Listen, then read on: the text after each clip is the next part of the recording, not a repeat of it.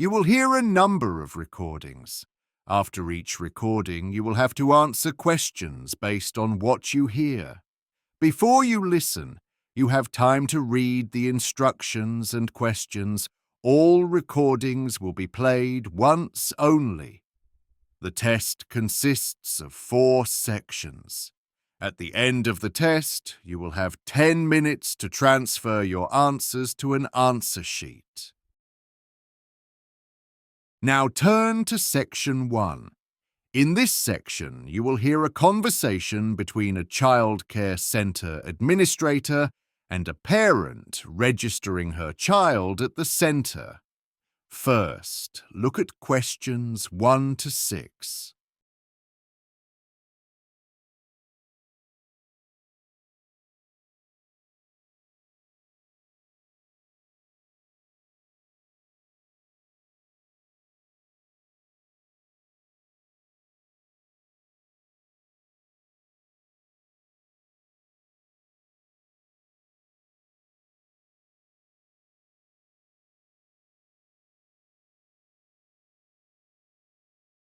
Listen carefully and answer questions 1 to 6.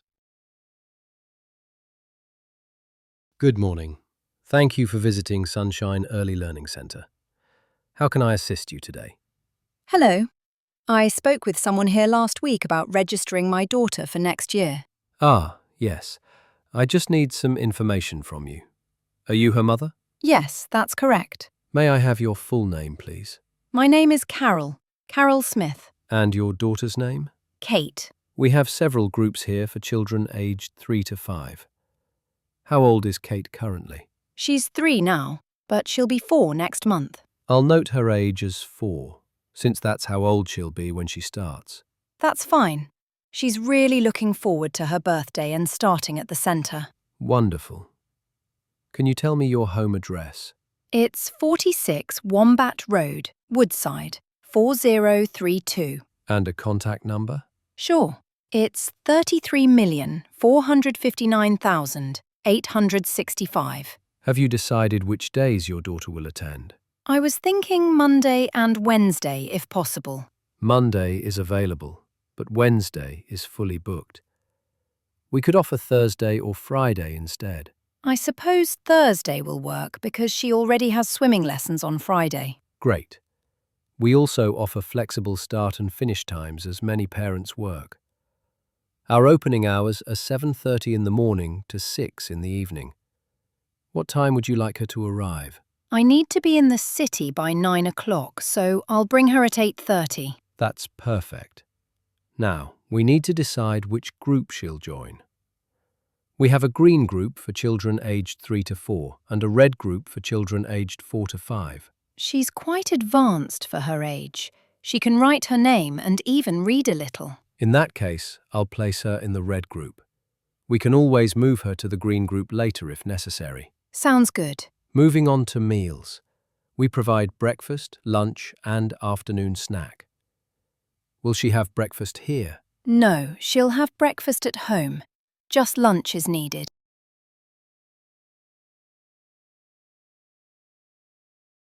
Before you hear the rest of the conversation, you have some time to look at questions 7 to 10.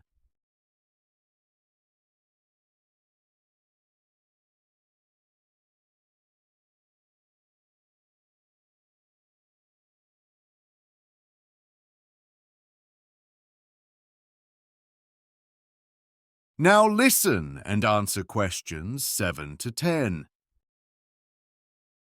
Does she have any medical conditions? For example, asthma or hearing problems? No, but she wears glasses. I'll make a note of that. She wears them without trouble. She can't see well without them. Understood. We also need an emergency contact. That should be my sister, Jenny Ball. Her number is 334-675-23. So she is the child's aunt? Yes. Noted. Anything else you'd like to ask? Yes. What are the fees per term? For 2 days a week, the cost will be $450 in total. Do I pay now? Number. Invoices are sent after the children start. You may pay at the end of each term, or for a small discount, pay monthly. I'll pay monthly. It's easier for my budget, and I'm not yet familiar with term dates. That is the end of section 1. You now have half a minute to check your answers.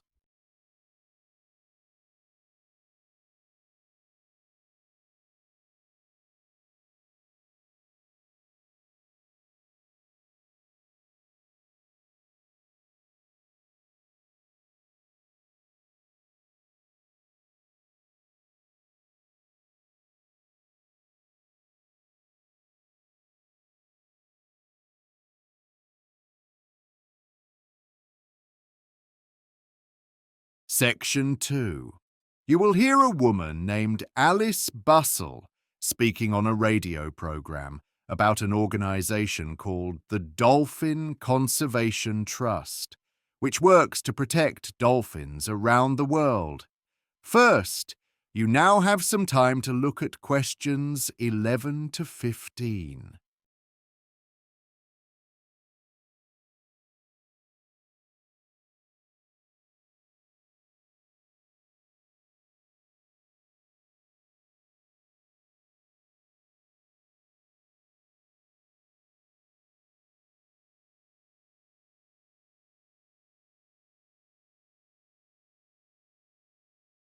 Now listen carefully and answer questions 11 to 15. We're delighted to welcome Alice Bustle from the Dolphin Conservation Trust. Alice, could you explain what the Trust actually does? Certainly. The Trust's main aim is to safeguard dolphin populations in oceans worldwide. We also try to increase public understanding of the dangers these animals face, things like marine pollution and other environmental pressures. Although the Trust was set up a decade ago and is growing rapidly, it's still relatively modest compared with the larger wildlife organizations. A big part of our effort goes into education. Last year alone, our team visited countless schools across the country, meeting pupils from early primary age right through to older teenagers. Around a third of our supporters are actually children. The funds we receive are used to support campaigns, including those that push for reforms in commercial fishing practices. We hope that in the near future we'll be able to take on our first full-time marine biologist to help track dolphin numbers. A large number of people also contribute voluntarily, supporting activities ranging from field monitoring to administrative tasks.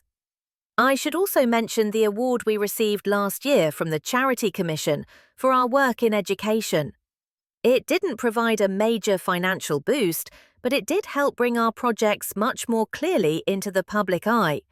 We're hopeful that, over time, it might encourage more people to join us. Are dolphins actually visible around the UK?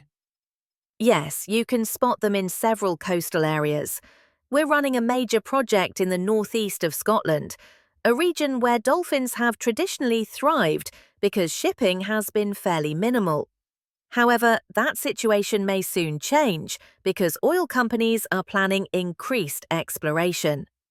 Although oil spills are unlikely, the intense underwater noise created during exploration can disrupt dolphins' rest and their social behavior.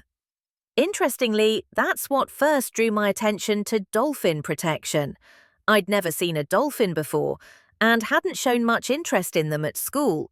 But then I read a book about a pod of dolphins forced out of the Moray Firth by oil operations, and about a child who started a campaign to defend them. The story completely captured me. I read it in one sitting. Before you hear the rest of the talk, you have some time to look at questions 16 to 20.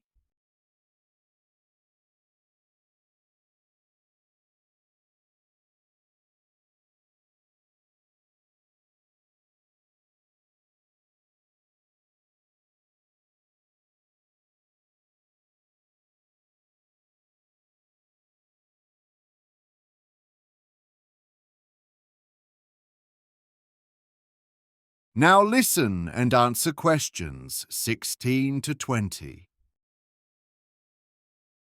Many listeners will want to know how they can get involved. You mentioned the Adopt a Dolphin program. Can you tell us more? Of course, supporters can choose one of our dolphins to sponsor, and they receive photographs and regular updates. At the moment, 4 dolphins are part of the scheme: Moondancer, Echo, Kiwi and Samson. Echo has been particularly hard to spot this year. Our observers haven't recorded a single sighting so far, though we're hopeful he'll appear soon. The others, however, have been seen regularly. Samson and Moondancer are often photographed together, but Kiwi is the true star. She frequently swims close to boats and cameras, and we've captured her image hundreds of times. They each have distinct traits. Moondancer moves with remarkable grace, dipping smoothly in and out of the surface. Samson, in contrast, is full of energy. He's constantly launching himself out of the water with impressive power. People often assume he's the youngest, but that title actually belongs to Kiwi. Samson, however, is the most recent dolphin to be added to the adoption program. Kiwi is very vocal too, which means we can identify her quickly. Echo and Moondancer also make a fair amount of noise, but Moondancer stands out easily because she has a particularly large dorsal fin, which makes her simple to recognize. They certainly sound like a fascinating group. That is the end of section 2. You now have half a minute to check your answers.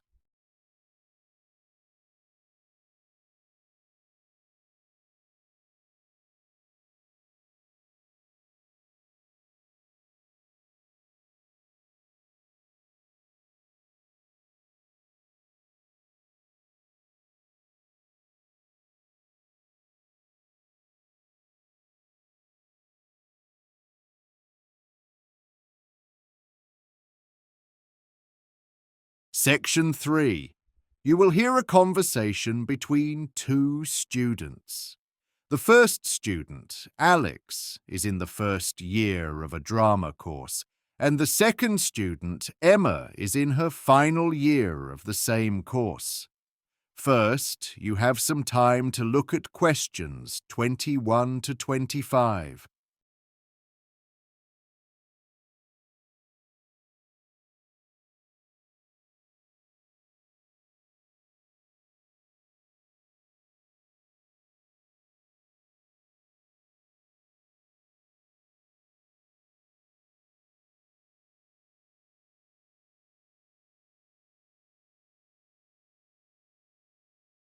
Now listen carefully and answer questions 21 to 25.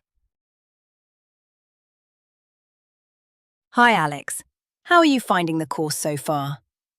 Oh, hello, Emma. It's going really well. I can't believe the term is almost over already. I watched your group's performance yesterday evening at the student theatre. It looked very impressive. Really? Thanks. But now we have to prepare a report covering the whole production with detailed analysis. I'm not sure where to start. I need to write about my part. I played the doctor and how I brought the character to life. So, where did you begin? Well, my father used to be a doctor before he retired, so I used him as a reference. Oh, really? Did you talk to him about it? Not really. He doesn't say much about work, even now. But he has this natural sense of authority. How did you convey that on stage? I imagined what he might have been like back then, sitting in his office, listening to patients carefully. Right. That's something you can explain in your report. Yes, exactly. Another point is the atmosphere. In the opening scene, we had to show how dull life was in the doctor's village in the 1950s. When the curtain rose, there was a long pause before anyone spoke. And then lines were repeated like, "Cold, isn't it?" Yes, and all the actors wore muted colours and just sat quietly in a row. Those small production choices are important to mention. I also need to reflect on my own role in the group. At times, I felt frustrated when we disagreed. Did a leader emerge? Sophia took the lead, which was helpful. She organised the group and gave clear guidance. That made me feel more confident. Did she do any research to help with the production? Yes, she found articles from the 1950s about changing relationships between children and parents or the public and officials. That's interesting. Did you face any practical difficulties during rehearsals? During the final rehearsal, everything went smoothly until the last scene, where the doctor's first patient appeared alone on stage. Was that the actor in the wheelchair? Yes, he had a long monologue with only one spotlight in a dark theatre. But the light jammed and shone on the wrong side. Thankfully, we fixed it in time. It went well on the performance night then. Before you hear the next part, you have some time to look at questions 26 to 30.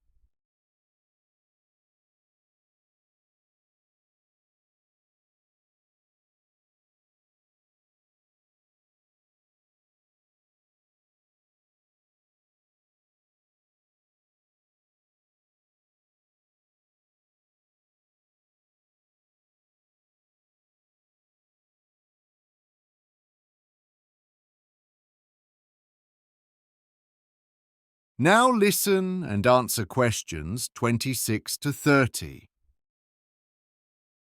While you're here, Emma, I wanted to ask about the year abroad option. Would you recommend it? Absolutely. It's a wonderful opportunity to spend a year studying in another country. I'd like to try, but I hear it's quite competitive. Yes, only students with strong grades in the second year of the course are eligible. You need to demonstrate solid understanding in all drama modules. I see. How did you choose which university to go to? I picked a program that matched my career plans. I wanted more focus on acting rather than directing. It depends on your goals. And then? About 6 months before departure, you must email the program coordinator with your top 3 choices. Some popular universities are oversubscribed, so timing is crucial.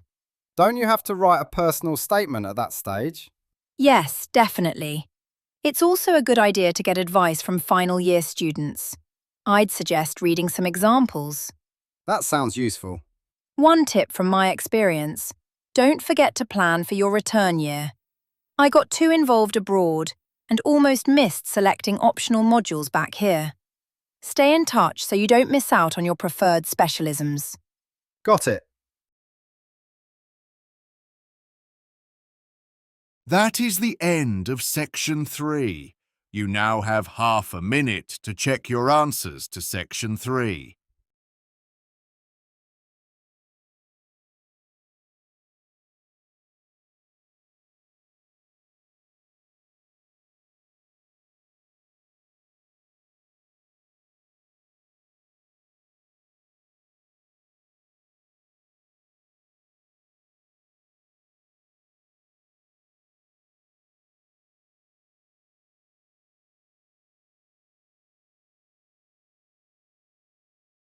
Section 4.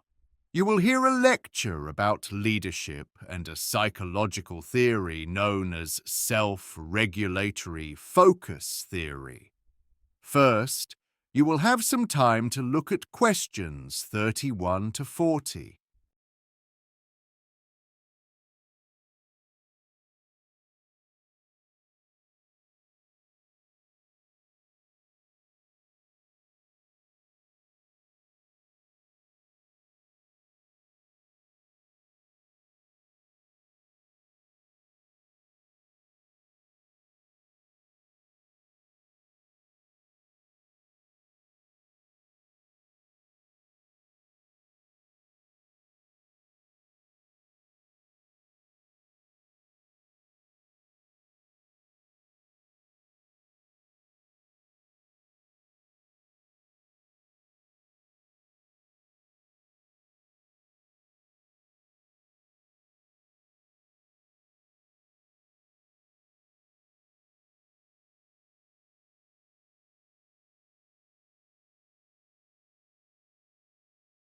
Now listen carefully and answer questions 31 to 40.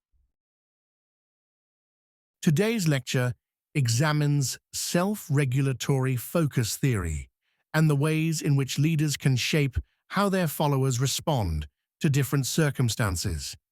This theory, originally proposed by researcher Tori Higgins, suggests that people naturally direct their attention either toward seeking positive outcomes or toward avoiding negative ones. These two motivations influence the types of goals individuals tend to set for themselves. Promotion-focused goals revolve around striving for success and personal growth, while prevention-focused goals are concerned with staying safe and steering clear of potential problems or punishment. At any given moment, a person may be thinking more in terms of promotion or more in terms of prevention, depending on several influences. According to the theory, two main factors determine which type of focus becomes more dominant. The first is what we call the chronic factor, which is tied to someone's inherent tendencies. In other words, some people naturally lean toward chasing opportunities, whereas others are more inclined to avoid risks, simply because of their underlying personality. The second influence is a situational factor, meaning that the environment or context can temporarily push someone toward one focus or the other. For instance, spending time relaxing with a close friend often encourages people to think more positively and set promotion-type goals. On the other hand, when working on an important task for a supervisor, people usually become more cautious and focus on avoiding errors, which reflects a prevention-oriented mindset. Research has demonstrated that whichever focus dominates at a particular moment affects how people think. Those who are promotion-focused tend to reflect on their ideal selves, their hopes, their long-term ambitions, and what they might gain. This state of mind generally increases optimism and motivation for change. In contrast, people who are prevention-focused are more likely to think about their ought selves. They consider what others expect of them and what obligations they must fulfill. This often heightens anxiety and leads them to avoid situations where there is a chance of losing something.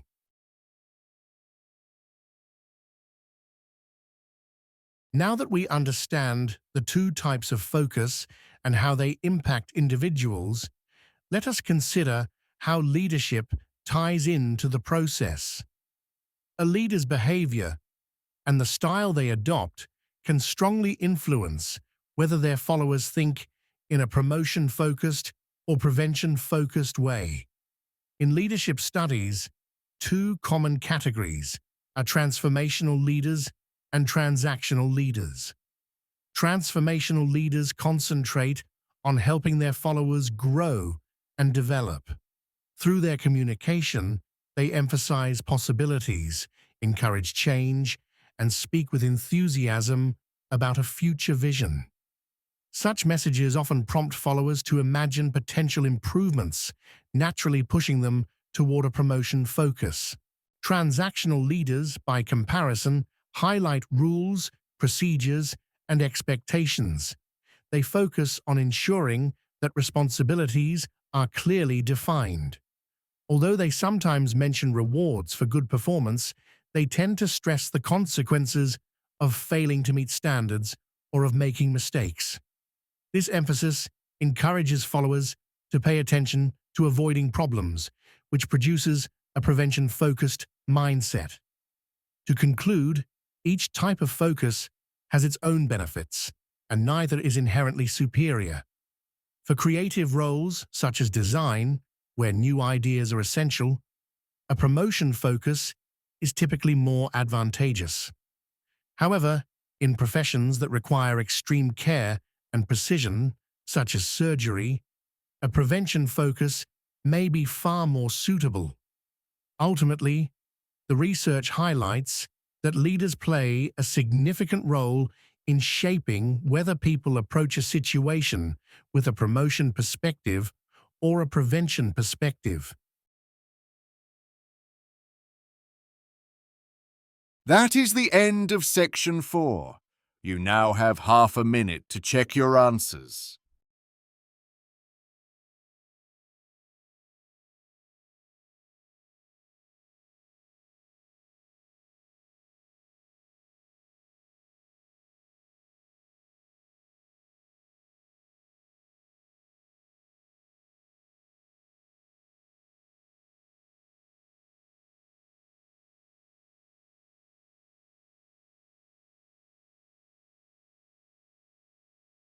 That is the end of the listening test.